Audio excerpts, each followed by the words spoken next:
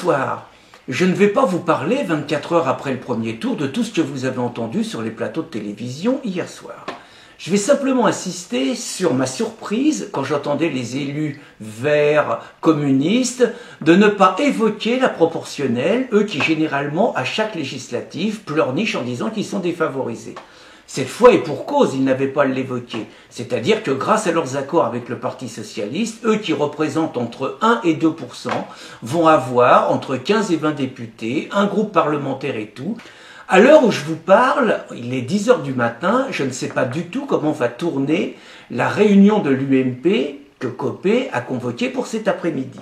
Toujours est-il que l'UMP est confronté quand même à des questions difficilement contournables. Martine Aubry leur fait le coup du pacte républicain. Or, Henri Guénaud, à juste titre, explique qu'il ne peut pas y avoir de pacte républicain contre un parti qui est reconnu par la République.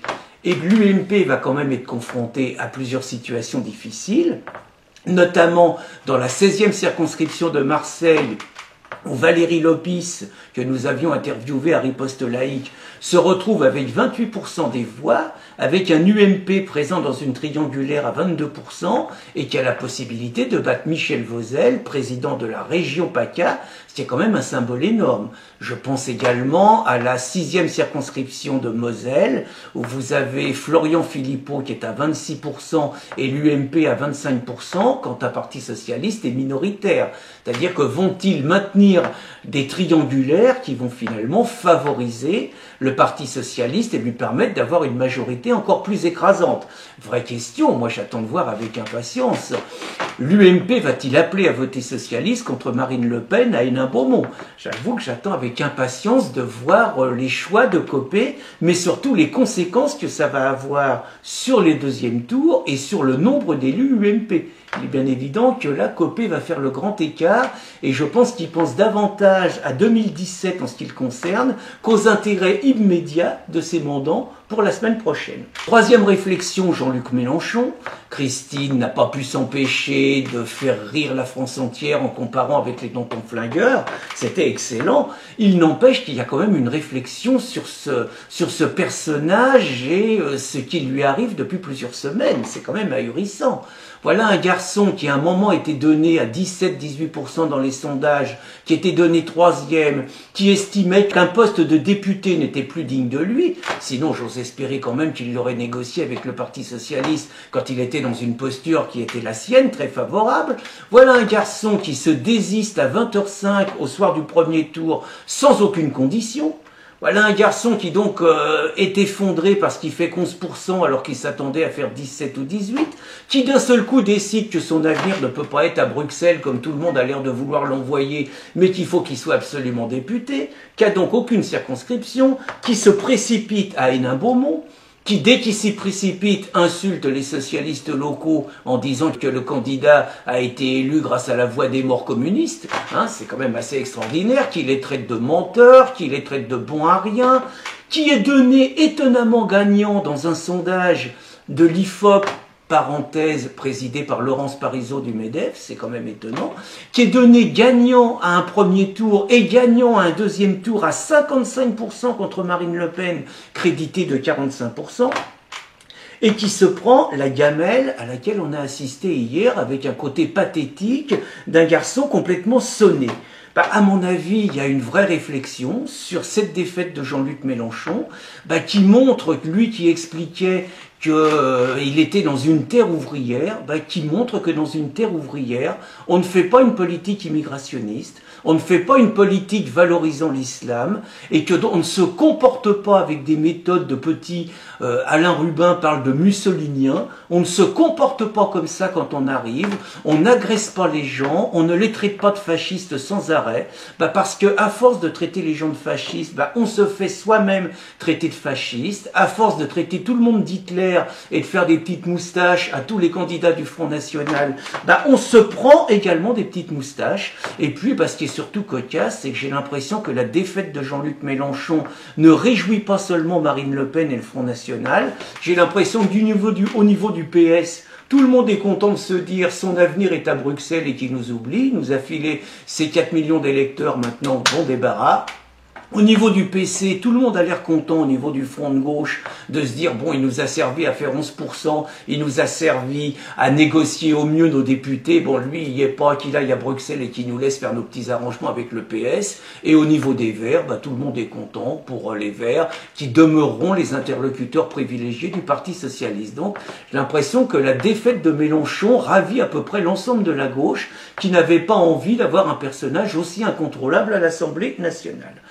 Quatrième point, je voulais vous parler des deuxièmes tours qu'on va appeler fratricides. Il est de coutume à gauche, quand il reste simplement deux forces de gauche, que la force arrivée deuxième se retire et laisse la force arrivée première avec 100% des voix au deuxième tour, puisqu'il n'y a plus qu'elle. C'est comme ça notamment qu'un Jean-Pierre Brard a été élu régulièrement maire de Montreuil, puisqu'il n'y avait pas de force de droite, et donc de tradition, les socialistes se retiraient devant lui. Là, il y a deux exemples. Il y a d'abord Jean-Pierre Brard. Effectivement, ça va être intéressant parce qu'en Seine-Saint-Denis, dans la circonscription Montreuil-Bagnolet, Jean-Pierre Brard, qui avait reproché à Dominique Voynet lors des dernières municipales de s'être maintenu au deuxième tour et de l'avoir battu avec les voix de la droite, se retrouve cette fois exactement dans la même situation puisque Razi Hammadi, parachuté dans cette circonscription, soutenu par les Verts, soutenu par le Parti Socialiste, arrive premier avec 36% des voix, mais Jean-Pierre Brard arrive deuxième avec 32%. Si Jean-Pierre Brard était logique, et s'il tenait le discours qu'il a toujours imposé aux autres, il se retirerait, laissant ses électeurs simplement avec Razi Hammadi. Je pense que Jean-Pierre Brard, qui n'a plus comme seul mandat que celui de député, ne va sans doute pas appliquer ce qu'il a demandé aux autres toute sa vie. Mais surtout, le deuxième cas qui est intéressant, c'est à La Rochelle avec Ségolène Royal. J'ai d'abord trouvé ahurissant que dans la situation où est Ségolène Royal, elle se soit permis hier soir d'expliquer et de se voir déjà sur le perchoir, d'expliquer comment elle concevait son rôle et de frétiller sur le côté « c'est extraordinaire la démocratie, enfin une femme sur le perchoir ». Parce que la situation de Ségolène Royal est quand même dramatique pour elle. 32% des voix. Face donc à Olivier Falorni, qui n'est pas n'importe qui est un dissident socialiste, qui est l'ancien responsable de la fédération du PS de Charente-Maritime, qui est soutenu par à peu près tous les maires du coin, qui fait 28%. Catastrophe pour Royal, il n'y aura pas de triangulaire. 32% pour Royal, 28% pour Falorni, la situation est grave. Royal, qui n'a pas parlé à Falorni depuis 3 ans, lui dit « Union, union, on se rencontre ». Et le Parti Socialiste dit à Falorni, il faut que tu dégages et il faut que tu laisses Royal. Je trouve d'abord que cette conception est quand même d'un rare mépris pour la démocratie, d'un rare mépris pour le peuple français quand même. Ça veut dire, on dit, au deuxième tour, on s'est bien arrangé entre nous, on a fait de votre tambouille, le deuxième sortir, vous avez le choix, dans des méthodes soviétiques, à voter pour le seul candidat qui reste à 100%. C'est quand même une conception surprenante. Mais surtout, la réalité, c'est que Royal va se faire bananer. Ça peut pas être autrement. Je suis étonné que personne n'ait envisagé ça hier. Falorni va se maintenir. Et la droite, si elle est quand même moins bête que dans beaucoup d'autres circonscriptions, va voter massivement Falorni pour coucher Royal. Mais surtout, le côté, c'est comment on peut mépriser les électeurs d'une telle façon pour ne leur laisser dans un deuxième tour qu'un seul candidat. Je voulais évoquer, puisque je parlais de Brard et de la Seine-Saint-Denis, je voulais évoquer la pression musulmane de plus en plus insupportable sur les votes. C'est-à-dire que nous avons vu Brard, le soi-disant laïc, celui dont j'ai dit du bien dans un texte, faire distribuer un texte devant une mosquée, expliquant, pour répondre à Hammadi qui faisait également la course au vote musulman, expliquant que s'il était élu, il y aurait un cimetière musulman de 3000 places à Montreuil, ce qui va faire hurler notre ami Pascal Elout, qui raconte à quel point on est unis dans la vie, on est unis dans la mort. Il a promis des baux amphithéotiques et s'est vanté d'avoir fait construire des mosquées dans des conditions très privilégiées. Bref, il a promis aux musulmans que s'il était élu, il veillerait à ce qu'il n'y ait aucune loi islamophobe.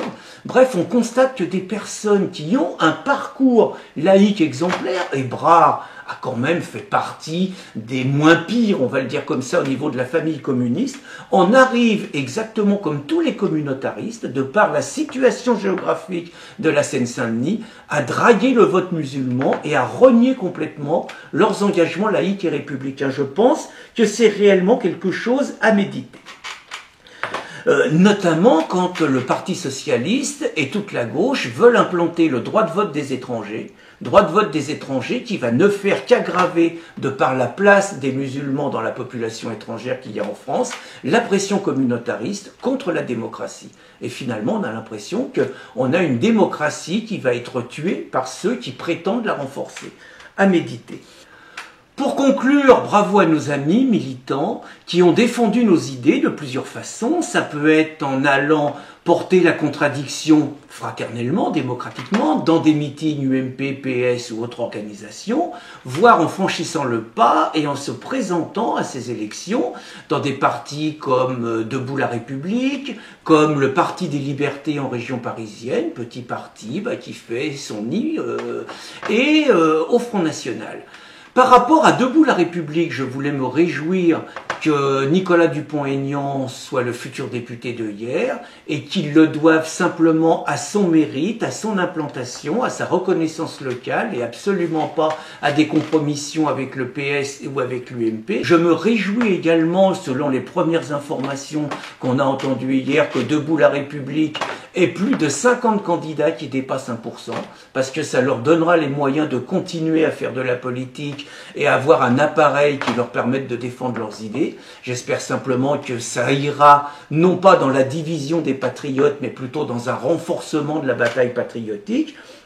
Et puis, je voulais quand même terminer avec deux coups de cœur. Un petit coup de cœur à Fabien Engelman et à Cassandre Frisco. Ils sont beaucoup moins connus que des vedettes nationales, mais ils sont des lecteurs réguliers de Riposte laïque et des militants de résistance républicaine. Et nous avons toujours le plaisir de les rencontrer quand, avec Christine Tazin, nous allons faire des banquets républicains ou des réunions publiques en Moselle. Ils seront donc présents tous les deux au deuxième tour. Ils ont donc fait des scores assez impressionnants.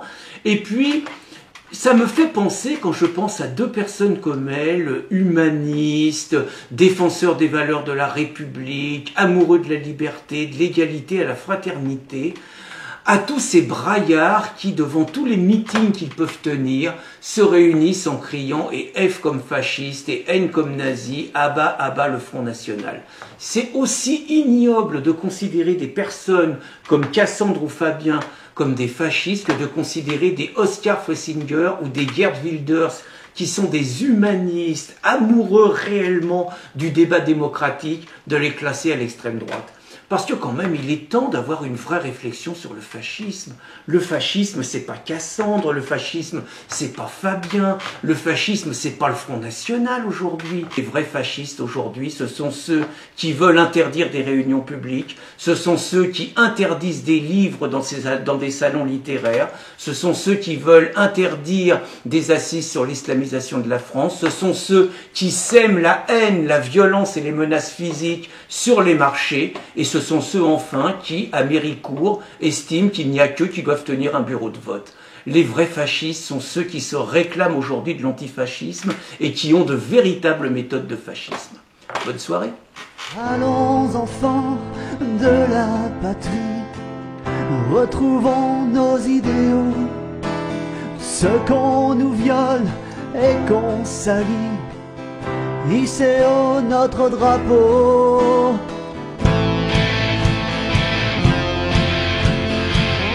Hissez haut notre drapeau.